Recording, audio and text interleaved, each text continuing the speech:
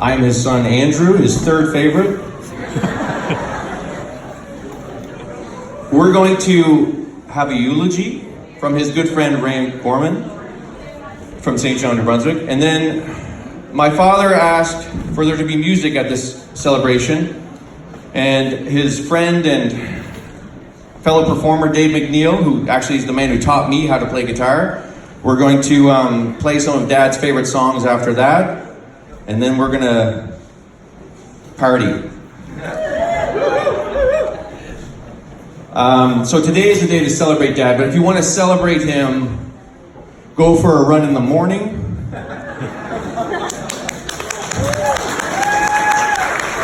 Eat a vegetable.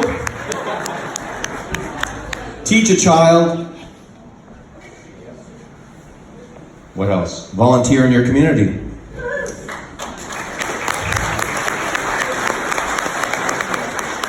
So if you could please welcome Ray Gorman. He's going to give a speech about Bernie.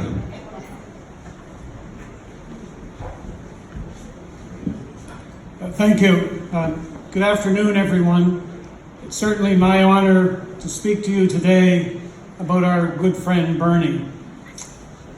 First of all, on behalf of Bernie's family, I want to welcome you to today's celebration of Bernie's life. The large crowd here today speaks volumes about the high regard that people had for Bernie, or Mr. Sisk, as many of his students would remember him. I know many of you have traveled a long way today to help in remembering Bernie and to show your support for the family. On behalf of all of you and everybody present here today, I want to pass on condolences to Bernie's wife, Mary, to his mother, Anita, to his children, Jason, Heather, Andrew, and Philip, to their partners, Leslie, Caton, and Caitlin, to his brothers, Don. I see in the obituary it says Paul Edwin, I always knew him as Eddie, and Arthur, I guess we know him as Art, as well as sisters Pauline, Monica, and Irene. At the time of Bernie's passing, he was the proud grandfather of Bridget, Kai, Elliot, Swervenov, Sunculp, Emery, and Lincoln. Bernie also leaves 5 brother-in-laws and 8 sisters-in-law. In addition, there are 15 nephews and 13 nieces, as well as 12 grandnephews and 7 grandnieces. What a large family. And Bernie treasured knowing each and every one of you and spending time with you. I can tell you that when I would visit with Bernie, there would always be stories about the family, and I couldn't keep track of it. You can tell by the numbers of people that I've mentioned, but they were dear. Each and every one of you was dear to his heart. Although Bernie and I both grew up in St. John, I never came to know Bernie until he and Mary moved into an adjoining apartment in Fredericton in the early 1970s. I did know Mary from school in St. John. We were both North Enders, but Bernie was from the Dominion Park area, and I didn't get to know him until those Fredericton days. Almost immediately, Bernie and Mary and Shirley, my wife, and I became very close friends. That friendship grew over the years, and Shirley and I consider ourselves blessed to have shared all of the important events in their lives and having had them share all of the important events in our lives. I will share a few anecdotes from that friendship shortly, but first I want to talk about this great man that we have lost, Bernard Allen Sisk, or Bernie, as we all know him. From the time I met Bernie, his love of people was obvious. Look around you today, that should be a testament to that. He knew what he wanted to do in life. The teaching profession was for him an opportunity to share with others his love and passion for learning. Bernie attained a Bachelor of Arts and a Bachelor of Education degree from St. Thomas University and began his teaching career in 1974. Most of Bernie's contemporaries opted for the city life, seeking positions in urban locations. Not Bernie. He chose to devote his teaching career to the young people of Chipman, teaching first at the old Chipman High and then at Chipman Forest Avenue School. Bernie had a love for English and history, and it is no coincidence that he served as department head of the English and Social Studies department for most of his teaching career. Upon completing his Master's of Education degree, he wrote and published his thesis on incorporating human rights into the social studies curriculum of New Brunswick. How appropriate was that? If you knew Bernie well, you knew that the rights of others were always top of mind for him. Philosophically, he was very much a bleeding heart individual, caring immensely for the plight of other people. Bernie was also very active in the New Brunswick Teachers Association for most of his career. He served on the board of directors for 6 years, as well as on local and provincial committees of the Teachers Association. And it won't surprise you to know that one of the main purposes of him being there wasn't necessarily to advance the interests of teachers, but was to make sure that the resources were there for the students that he taught. Bernie coached soccer at the school for most of his career and continued to do so after retirement. His contribution to the school's soccer program was recognized when the new soccer field at Chipman Forest Avenue School was named after him in 2016. Bernie is one of those rare people that has a public facility named after them in their lifetime. I can't think of anybody else, quite frankly. He certainly must have had a tremendous impact on the young student athletes of Chipman. He was also passionate about coaching the public speaking program for 25 years as an advisor to the Student Oratorical Club. He often talked to me about that and how important it was, and how in some schools that it wasn't continued. He saw this as a very, very important thing in young people's lives. And he took great pride in the successes that the Chipman High students had at provincial competitions. He would brag to me about that quite often. Bernie was a great debater himself, and an afternoon of the give and take discussion with Bernie was always delightful. You always felt that you had learned something from a man who would not put on any airs and didn't know how knowledgeable he was himself. This was just one example of another of Bernie's qualities, that of humility. In 1992, we see Bernie's interest in human rights surface once more. He received the 125th anniversary medal from Senator Noel Kinsella on behalf of the Government of Canada for co-authoring education materials sponsored by the Canadian Studies Foundation entitled Human Rights and the Law and the Foundation of Freedom. These materials were designed to teach students the significance of the repatriation of the Canadian Constitution and the entrenchment of the Canadian rights and freedoms into our Constitution. This was very important to Bernie.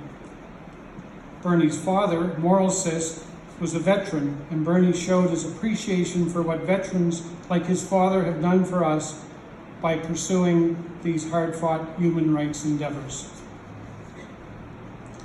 Bernie received many other recognitions for his dedication to public service. Many of these activities and recognitions are referred to in his obituary, and I see there's a copy of that that's available at the back of the room. And I'm not going to go through all of those recognitions, but I am going to recommend to you that you read the obituary in its entirety, just to get a sense of what a community-minded person Bernie was.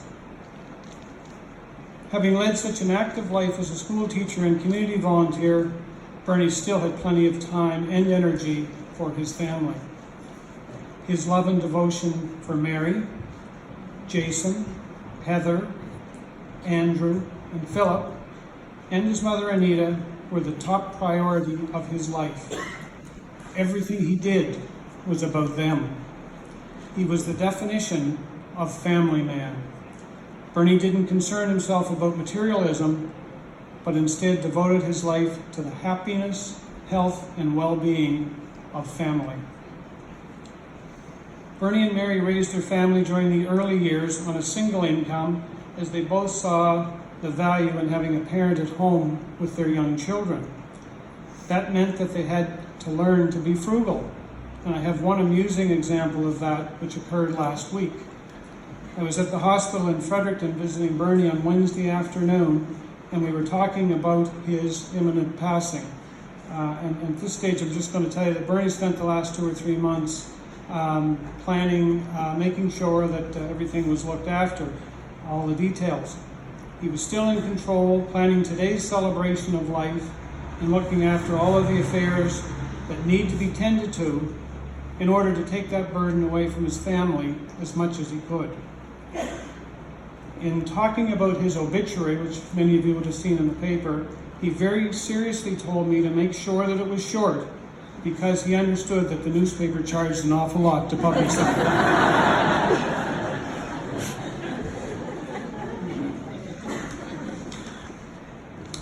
One family story, a funny story that I want to share with you, occurred in Fredericton on the UNB campus in the 1970s. Bernie, I guess you all know Bernie as he is today, but when he was a student, we partied and had a good time and all of that.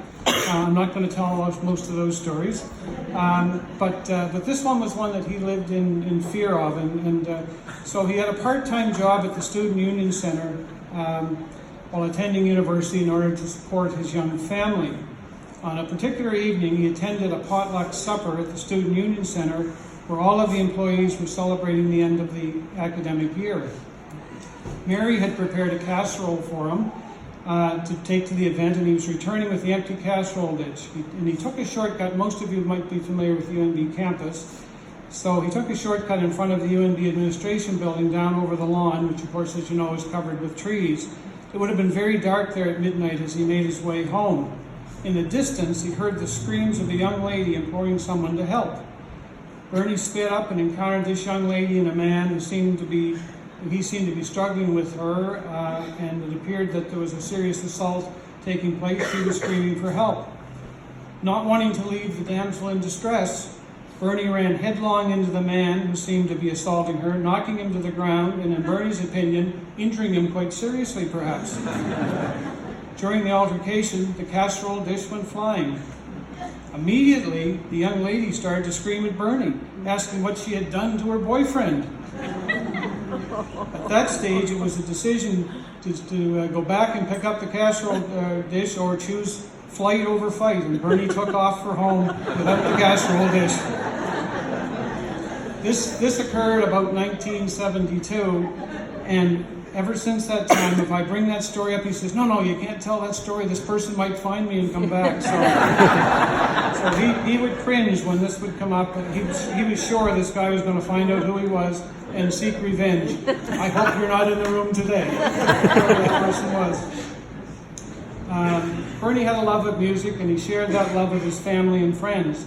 Any get-together that involved Bernie saw him strumming the guitar and engaging all those gathered to join in singing with him.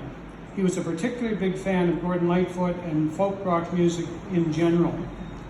Bernie envisaged today's celebration as not one of shedding tears for him, but one that engaged people in storytelling and music. In that vein, I think it's appropriate that I quote some words from John Lennon's song, Imagine. The day before Bernie passed, he talked about that piece of music and asked me to play it for him from my iPhone. So I'm just going to quote a couple of words from that song. You may say I'm a dreamer, but I'm not the only one. I hope someday you will join us and the world will be as one. I think we're going to hear that song in its entirety shortly. In respect of our dear friend Bernie, I'm now going to ask everybody to bow your heads for a moment of silence and just reflect on what Bernie has meant to you personally in your lives.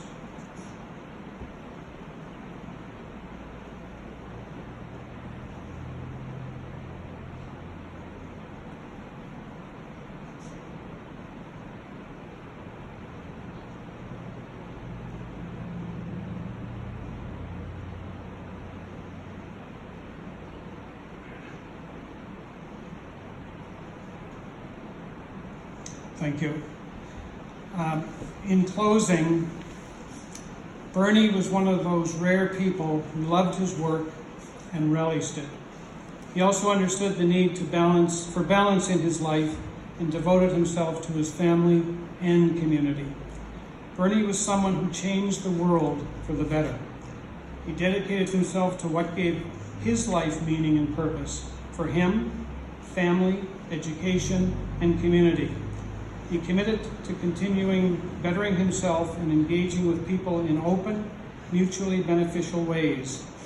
Like the words of Imagine, he invested his time and energy not in what is, but what can be. Bernie freely spread what he knew and uplifted others around him. He will be truly missed. And I'm not making a phone call, but I'm looking for a quote. Bernie sent this to one of his nephews very shortly before he passed. And when we talked about human rights, this really captures the essence of Bernie. And this is Bernie's quote: "Never let anyone take away your freedom, and never submit to those who mistreat others." I think that very much captures the essence of Bernie Sisk. Thank you.